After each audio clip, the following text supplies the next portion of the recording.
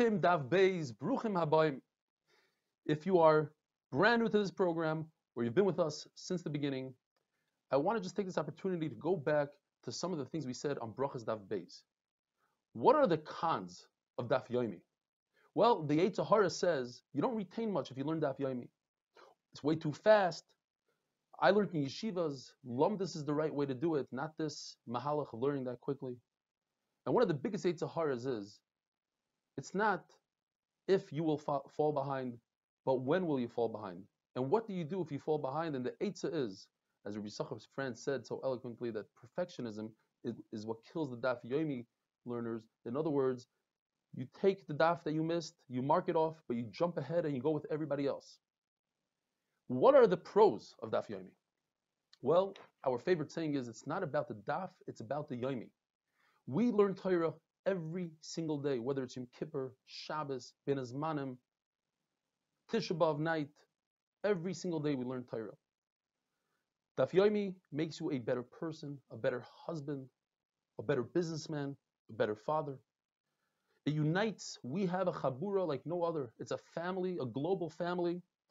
It unites the followers, the people that are learning the Daf all over the world. It unites us with the Tanoim and Anmaraim, and it unites us with HaKadosh Baruch Hu. Shas contains all of Torah, Chamisha Chumshe Torah, the Nevi'im, Halacha, Kabbalah, and every single Daf is going to have a new concept, something you've never known before, you never learned before. If you look around, when you're traveling, 90%, I would say, of people learning Torah on an airplane, in the airport, at Simchas, are people that are doing the Daf. There's nothing like starting the day with Torah, with Daf Yomi. And finally, a daily commitment like this. You tell HaKadosh Baruch Hu, I'm committing to you 45 minutes of my day. That is a special bond that you have with HaKadosh Baruch Hu. So you should be matzliach. Let's jump into this Masechta. It's a beautiful Masechta. We're familiar with so many of the concepts. And Be'ezer Hashem will finish this Masechta Erev Pesach this year, and we'll come into Pesach with a new understanding of what Pesach is all about. Midai Raisa, you cannot leave chametz in your house. And therefore, says the Mishnah, you check for chametz, or liyudalid, and you use a candle. There's no need to check chametz in places that you don't bring chametz in. And this that we have to check the cellar is because during the meal, you might go to fetch some wine and you might bring chametz in there.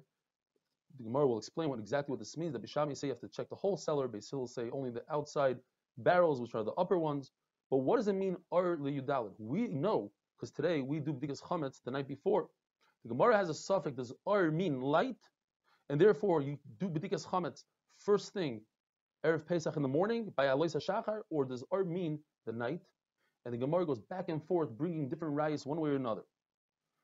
Finally, the Gemara says that from Rabbi Yehuda, where he says that you check ar liyudalid, and he also says you check and you dalid shachris in the morning. In other words, ar cannot be shachris in the morning, so ar must be the night, and that's the final reason why we check at night.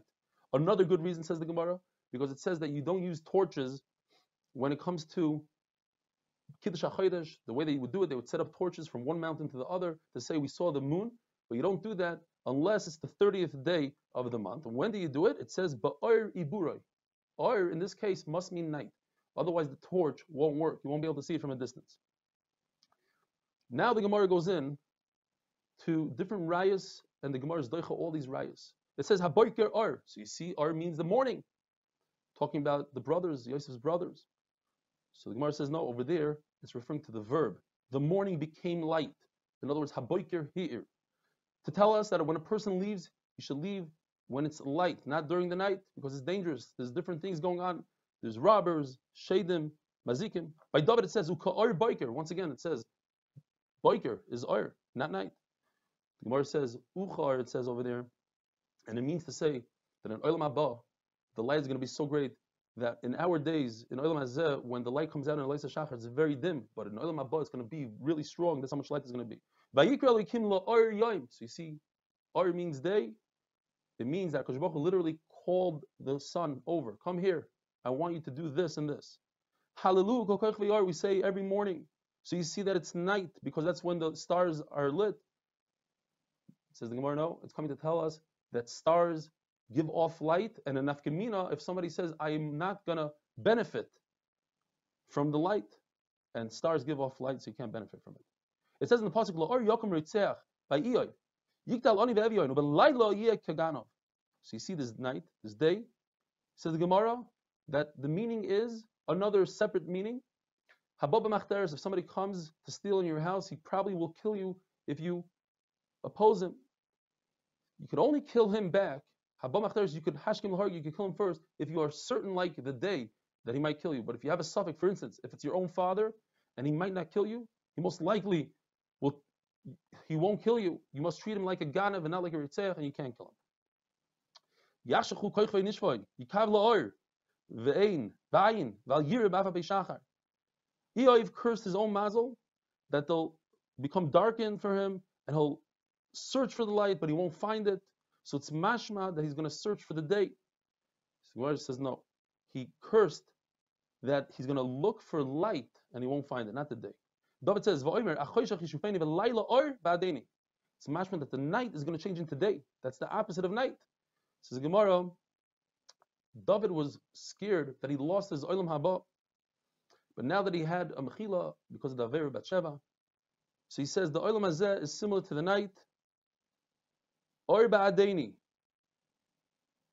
I'm going to try to make it, I'm going to see the light. In a place where there's a minhag not to do melacha erev Pesach, machlokes, when you stop doing the melacha, according to Rabbi Elazar ben Yaakov, from Or, according to Rabbi Yehuda, Nates. Now Nates is the first light, l'chayra. So when he says Rabbi Elazar ben Yaakov Or, he means night. Isn't that a good raya? Says Gemara, no. Perhaps he's talking about Amud HaShachar, which comes right before Nates. Rabbi Elazar ben Yaakov told Rabbi Yehuda, in a tainis tzibur, the tainis tzibur starts by Leisa Shachar, Nates. It starts in the morning. In other words, there's a distinction between the day and the night. At night you're allowed to eat, in the day not.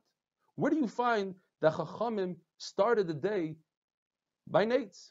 Now you can't bring a raya, says Rabbi Elazar ben Yaakov, from Achilas Chametz, which there's certain hours during the day that you could eat Chametz and then afterwards not, because that's a Deiraisa. I'm talking about in the Derabana. Says Rabbi Yehuda, the hours of Erev Pesach are Midrabanan, because in the Raisa you only stop eating from Chatzos.